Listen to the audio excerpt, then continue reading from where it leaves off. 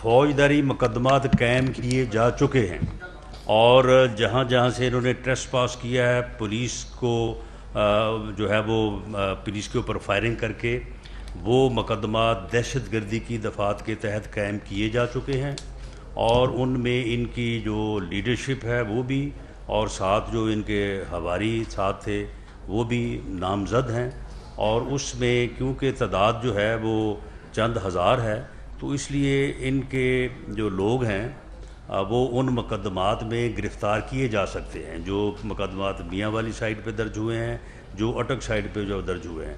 اب جب بھی اب یہ کہہ رہے ہیں کہ جی ہم دوبارہ تیاری شروع کریں گے یا شروع کی ہے، یہ جھوٹ بول رہے ہیں. ابھی انہوں نے تیاری نہیں شروع کی. جس دن یہ تیاری شروع کریں گے ہم اس دن سے ہی ان مقدمات میں ان کو گرفتار کریں گے.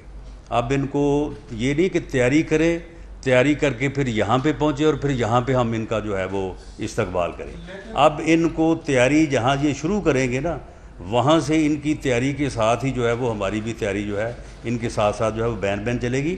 اس لیے فوجداری مقدمات درج ہو چکے ہیں، لیکن میری تجویز یا میری رائے یہ ہے کہ یہ سم تھنگ مور دین فوجداری مقدمات.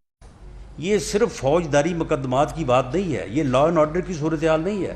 اس کو اتنا سمپل لا اینڈ آرڈر کی صورتحال کی حد تک نہ لیا جائے.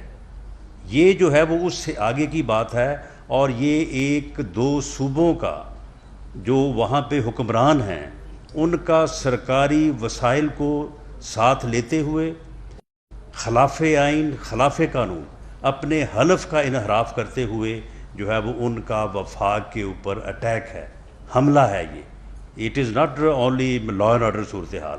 تو اس کے تحت جو پاکستان پینل کوڈ کہتا ہے اس کے تحت بھی جو ہے وہ مقدمہ جو ہے وہ درج ہونا چاہیے.